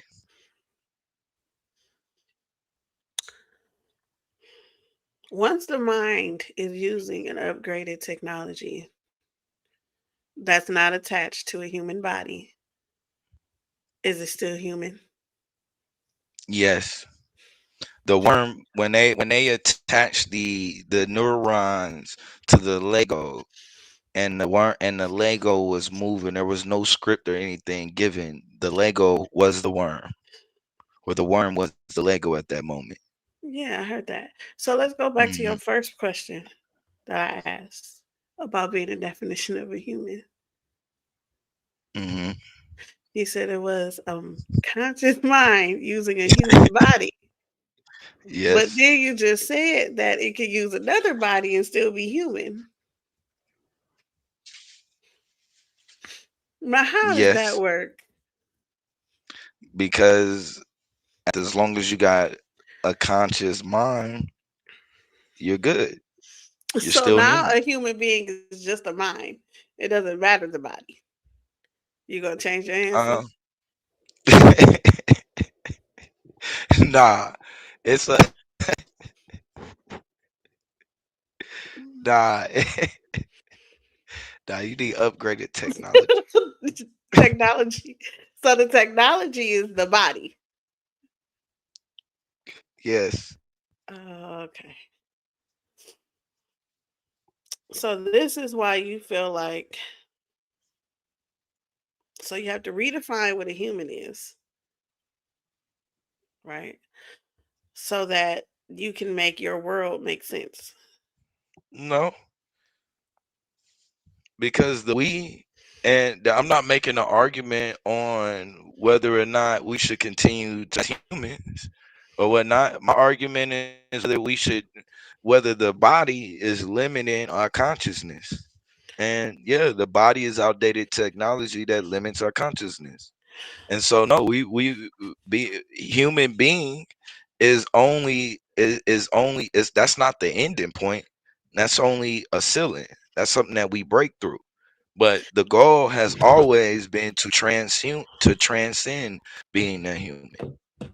So, okay. So, can you name a single point in history where an attempt to improve humanity didn't lead to any kind of abuse? A single point into where anything to improve humanity didn't lead to abuse. Yes. Yeah. When they created agriculture, the people who created agriculture not allow people to feed the world. There's no abuse of that. They didn't improve humanity, they improved a way to get food. But that did improve humanity. That wasn't the goal. Yes, it was. No, the Because goal was number to improve getting food, right? but Make it it that easier. that no, but literally it improved us, not only just us, but our minds, because now we start using technology. Okay. So back to this mind thing. How do we know that your mind can be uploaded and still be you? Like I said, we seen with the worm. They put the neurons, right? Or they was able to remove the thoughts and move the thoughts over into the worm. And when they did that, the worm was still the Lego was the worm, or the worm became the Lego. I mean, you could tell that it moved when it moved, right? But you can do that. You know how the doctors use pressure points and it Hmm. make something move. Okay. But that doesn't necessarily mean that you're thinking the way that they're thinking or you're having the same thoughts, right? Uh, well, I don't see what would be the difference. The moment, like the things that you think and that and whatnot. Um, like yeah, I don't see where that would be a issue. Do you see any You moral were able to dilemmas with transfer this? your most of the things that you think is going to be based off of memory. Do you see a moral dilemma with this? No. Mhm. So what about when they change the brains of like the monkeys? Have you ever seen that experiment? Yeah, what about it? Okay, when they did that and they lived, but they were like in pain. So, like, there was an ethical issue there. You don't see an ethical issue in trying to see if somebody can live through being uploaded through a computer? How did you know that they was in pain? Well, because of the way they were reacting to it, their pain receptors. So, but that's not here nor there. I'm asking about ethics. Ethically, right?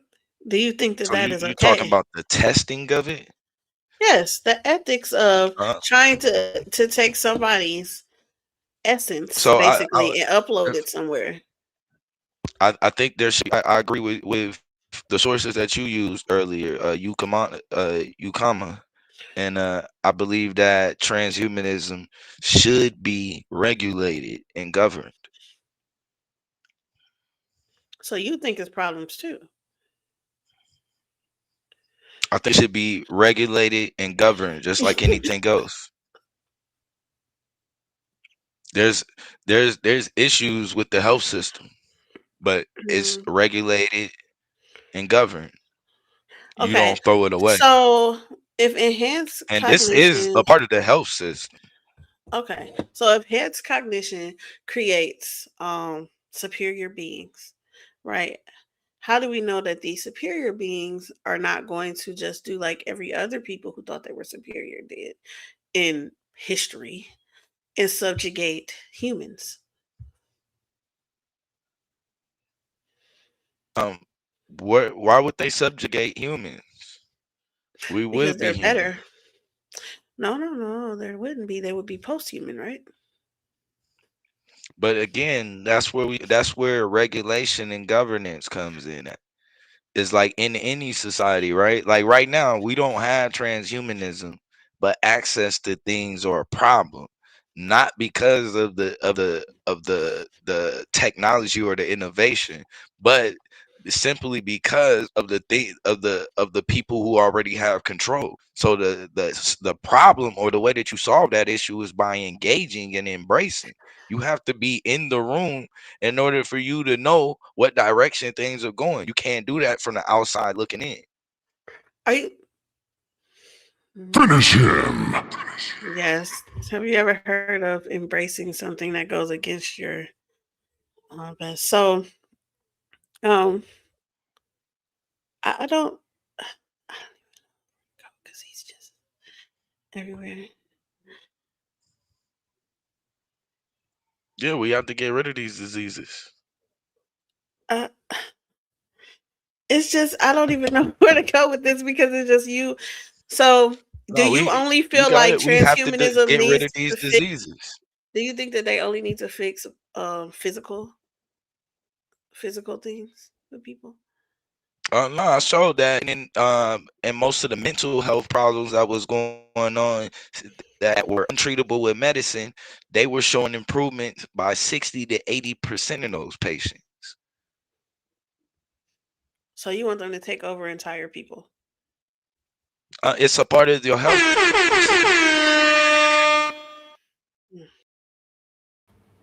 All right, family. And there you go. That's the end of the rapid fire round. Let's get to the closing.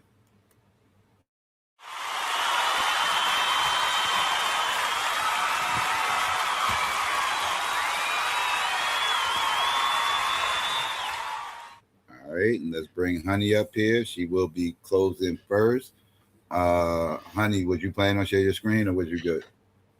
No. Oh, hold on. I was trying to pull up my clothes. Yeah, you gonna be sharing your Oh, screen? man. I was like, oh man, that was fast. Yeah, you closing out first.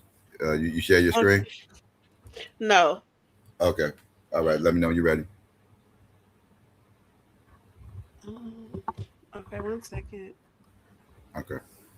What? It is not coming.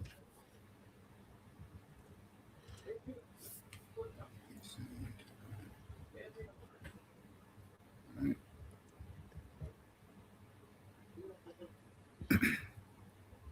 Okay. You ready? Yeah. Okay. Wrap it up.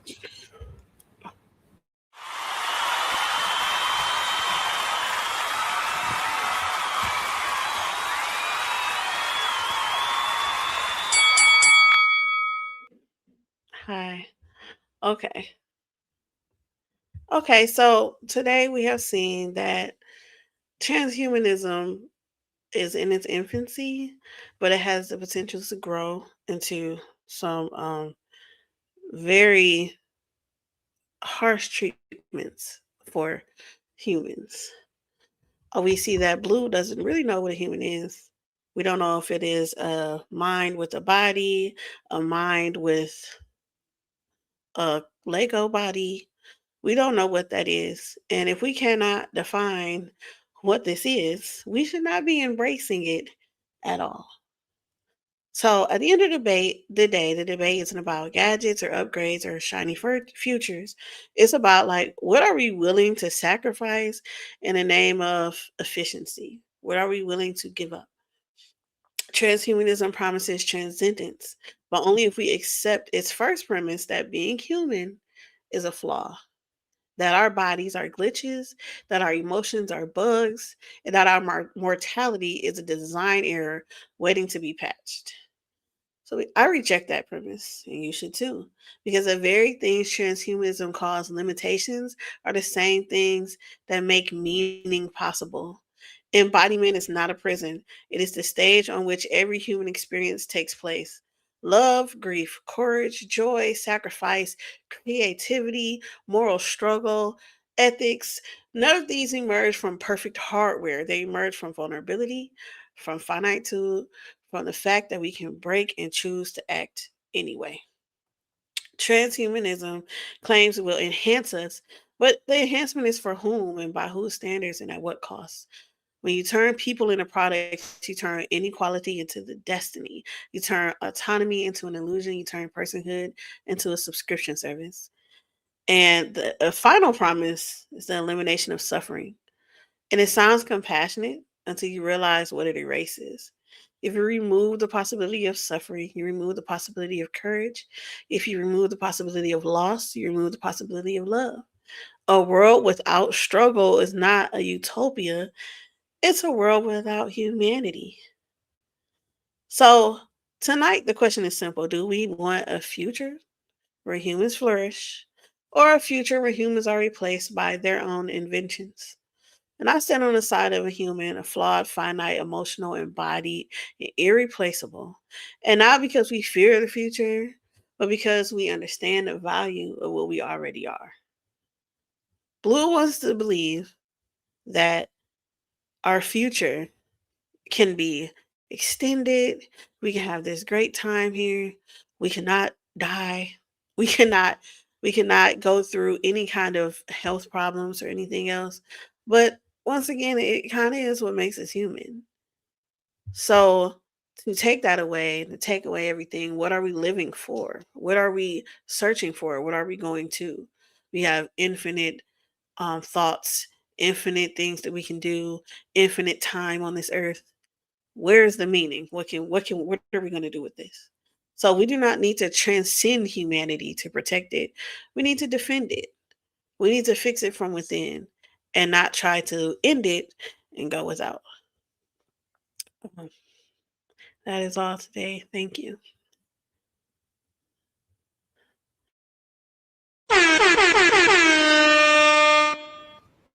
All right, family.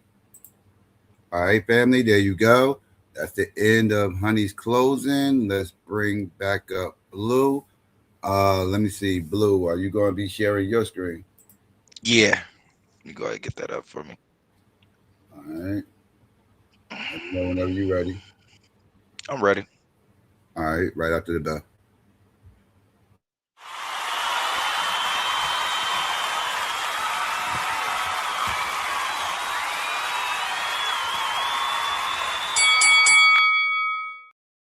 Now, tonight, I rested my case on 4 premises that made one argument. They were each individual premises that still equal one single conclusion that yes, we should be embracing transhumanism. Premise 1 was the DNA is a legacy code. Our biological limits are not fundamental, but they are written into a program 3.5 billion years ago, optimized for replication, not for human flourishing.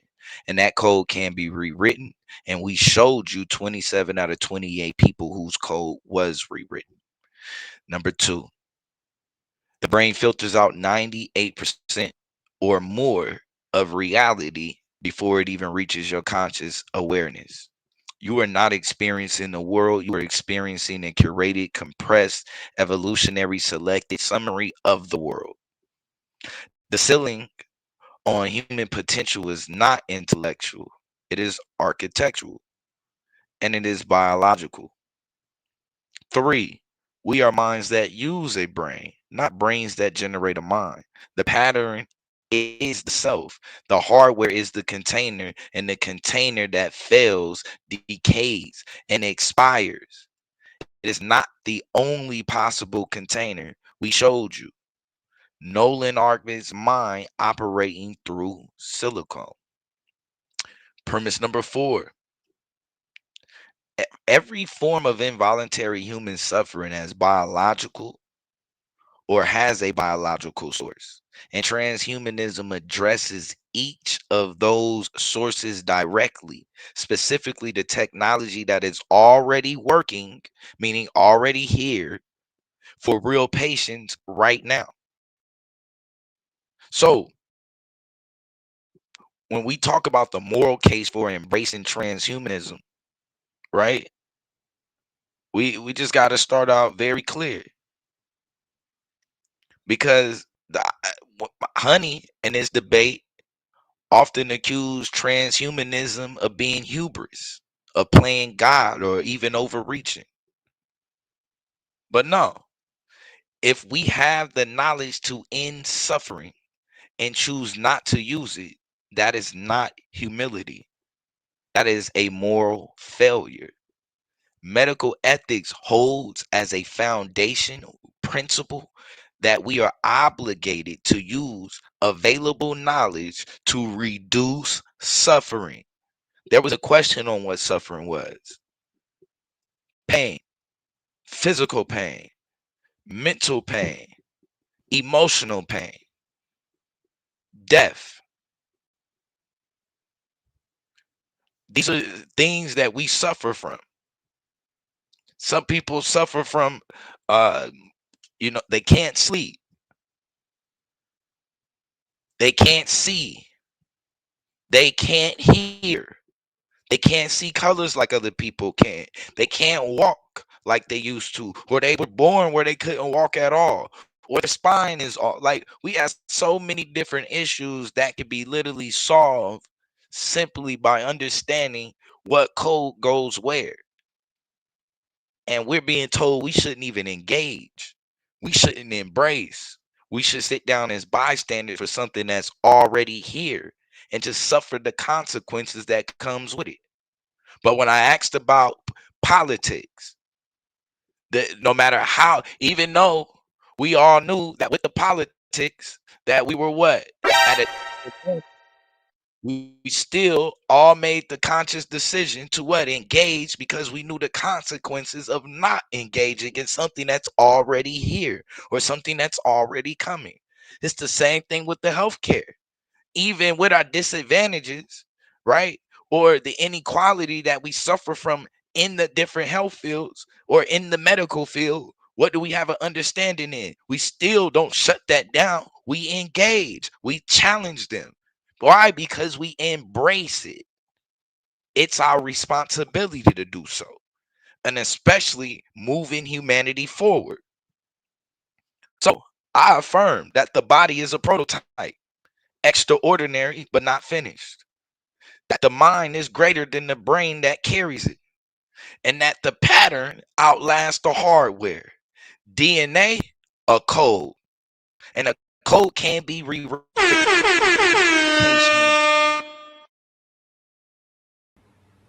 All right, family, and there you go. That's the end of the debate.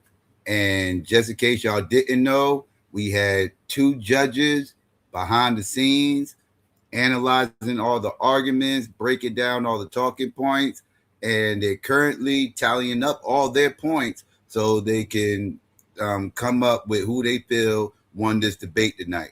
And just in case you're new here, we also have another judge, a third judge, and that third judge is no other than yourselves, right? The live chat. So yes, family, y'all get a chance to express yourselves and put your votes in and feel like who y'all feel like won. And I'm about to get ready to get the polls out there, pause, and y'all can go ahead and get your votes in as quickly as possible because you have a limited amount of time. So once we do this and get these polls out there, pause again, we're going to come back and I'm going to give everybody the decision and we can find out who actually won tonight. All right, so let's get ready to get into it, family. Let's go.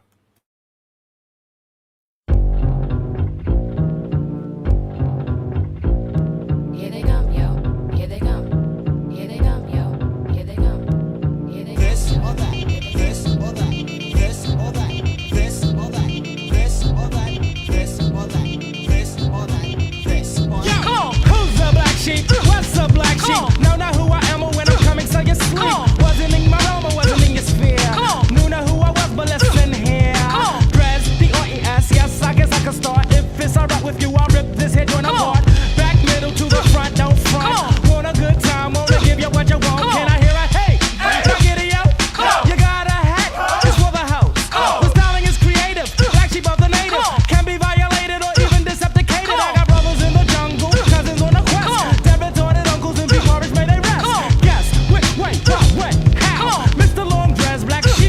Now, know you heard the others, only to the lovers. Then of course, the choice is yours. You can get with this, or you can get with that. You can get with this, or you can get with that. You can get with this, or you can get with that. I think you get with this, cause this is where it's at. You can get with this, or you can get with that. You can get with this, or you can get with that. You can get with this, or you can get with that. I think you get with this, cause this is kind of fat. Where's the black sheep? Here's the black sheep. Even if we wanted to, the flock cannot be weak. Watch me swing like this. Why should I swing it like that? Because in fact, on me it might not attract. Therefore I ignore, do as I feel inside. I live with me, I've got my back tonight, you know what I'm saying? Yo, black, I'm not playing. Need to go with this and go with this with no delay. And see, in actuality, wonder can it be? I made it look easy because it is to me. Anytime capacity was filled, tried to rock it. Anytime my honey gave us play, tried to knock it. Never was a fool, so we finished school. Never see us sweat and you'll never see us drool. Out to rock the globe while it's still here to rock. Don't punch girls and we don't punch a clock.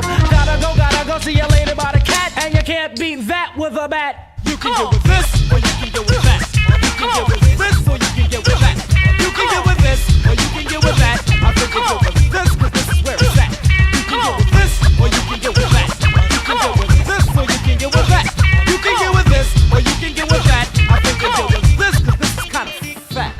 Engine number 9 on the New York Transit line. If my train goes off the track, pick it up, pick it up, pick it up. Back on the scene, crispy and clean. You can try, but then why? Cause you can't intervene. We be the outcast, down for the settle. Won't play rock, won't play the pebble. Open the door, you best believe we're sliding through it swift.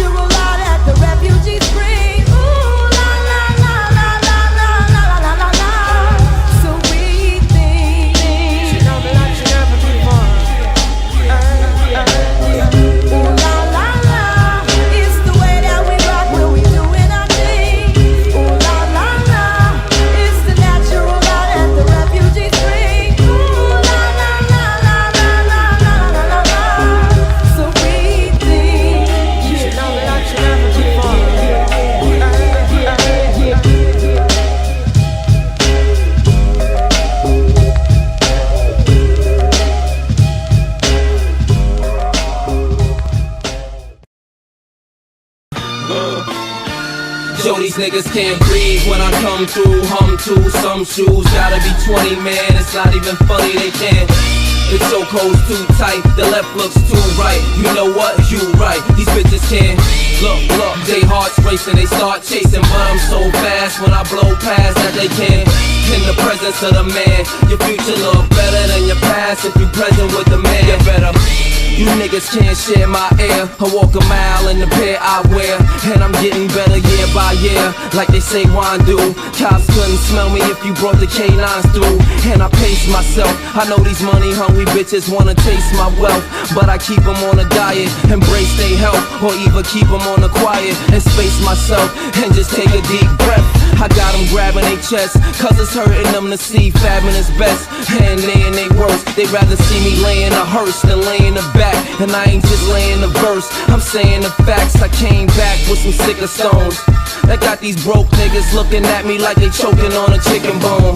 Every chick I bone can't leave a dick alone, so I know it's one of them every time I flip my phone. Breathe. 1 and then the 2, 2 and then the 3, 3 and then the 4, then you gotta breathe. 1 and then the 2, 2 and then the 3, 3 and then the 4, then you gotta breathe. 1 and then the 2, 2 and then the 3, 3 and then the 4, then you gotta breathe. Then you gotta. Yo, these niggas can't breathe when I come through. Hum to some shoes, gotta be 20, man. It's not even funny, they can't.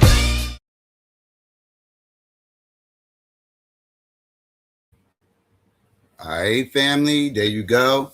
Let's see. Let's bring both of the debaters back up here. And as y'all saw in the live chat is spoken. Let's see, it was 58 votes, and 74% had Honey winning the debate.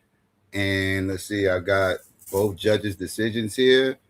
And let's see, we have one judge for Blue, and we had the other judge also for Blue. So I want to congratulate Blue tonight. Oh, shit. Boy, your suspense, boy, you ain't shit. What's good, Blue? How you? What's good? Yeah, solid debate. Glad I was able to pull it out. I appreciate Honey. Definitely quick on the feet. I answered some bullshit the wrong way and almost paid for it for real. So good ass debate. No doubt. What's going on, Honey? How you? Yeah, that sounds stupid. When it sounds dumb as hell.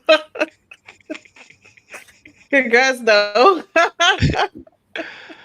That sounds dumb to me. That was dumb. But yeah, congratulations on your win. You needed one. Thank you. No doubt. All right. So yeah, family. Right after this, family, we're about to head over to the judges' breakdown so we can hear exactly how the judges saw it and how they came to their decisions. And after the judges' breakdown, we're going to have the after party, and that's where everybody gets to come up, tell everybody how everybody was wrong or right or whatever the case may be. Y'all know how that go. So that the judges' breakdown show link will be in the chat in a second. But before we get up out of here, let me see. Shout out to both debaters, and Honey, you got something you want to say before we get out of here? No. Yeah. All right. So let's see. Blue, you have something you want to say before we get out of here? Yeah, same old. Y'all already know. Power to the dark side. If you are listening to this, together we are Babel. Let's build. Shout out to Honey and the Bar for putting up a nice fight, and appreciate you for allowing me to get into my topic and on to the next one. All right. No doubt. I appreciate you. You already. Hopefully, I catch y'all at the after party. All right. For sure. All right. Shout out to both debaters. I appreciate both of them for coming up and putting on the show tonight. I want to apologize for my technical issues in the beginning. I want to apologize for that. And let's see, family, just in case you're wondering, we're going to be right back at it tomorrow, because yes, the next debate will be tomorrow night, impromptu Friday. Yeah, we normally don't debate on Fridays, but tomorrow we will be. And tomorrow night, we have a debate at 9 p.m. Eastern Standard Time, and that debate will be no other than Akasha versus Rio. So be on the lookout for that, family. And I'm about to get ready to drop that link in the chat, family, so y'all can head over to the judges' breakdown show. But before we go, you know what I mean? As always, please do me a favor and please click like, share, and subscribe. It's very important that you click like. It gets us in the algorithm. It's also important that you share. It lets people know that we're breathing. And it's also important that you subscribe, right? And after you subscribe, family, please don't forget to hit that notification bell. It's very important to hit that notification bell so you can be notified whenever we do go live, and you can get here bright and early. Don't miss none of the show, and then you can be a part of the notification gang, right? And yeah, to the haters out there, you already know what it is. It's about that time. If you haven't already and you want to express yourself, you can do so now by please clicking dislike. Please still share this though. Don't be selfish, but you might want to think about unsubscribing, right? Because if you had any issues with anything you heard here tonight, you best believe you're going to see it later, and you might as well go ahead and get it on out the way right now. And yeah, family, please subscribe to the Black Building. That link will be in the description. That's where all the after parties will be. So head over there. And yes, family, also, please follow me on all social medias at SYKOPATHeist, spelled the same way as the channel. And also, family, as always, I want to shout out everybody out in the live chat. I appreciate all y'all for coming through. Shout out to Mod Deep. I also want to shout out both debaters for coming up and putting on a show. And I also want to shout out everybody that was out in the clouds that was just listening and being nosy, even the hate watchers who are our biggest fans and listen to every word I say. I want to give a peace and black power to everybody out there. Holla black at your boy. I'm out. On shit, real niggas who I get it on with. When I'm around, my colleagues ain't comfortable. They all gotta sit with my verses for a month or two. Wrong nigga to have a problem with. The blade first and the bullet gon' follow it. Yeah, if you're lucky, I might hollow it. D.A.B.A.T.E, just respect my conglomerate. Since we are the best and you agree with me, right? No need to debate. The way we bomb shit. See, we're kinda like the government, so just respect my conglomerate. Just respect my